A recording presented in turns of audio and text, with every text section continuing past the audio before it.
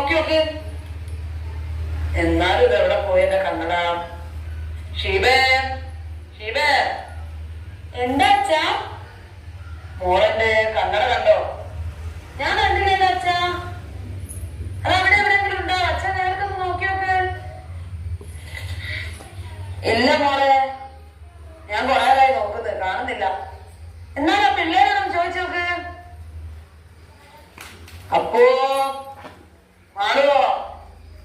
അപ്പോ മാളുവോ? എന്താ മുത്തശ്ശ? എന്റെ കണ്ണട കണ്ടോ മക്കളെ നിങ്ങള്?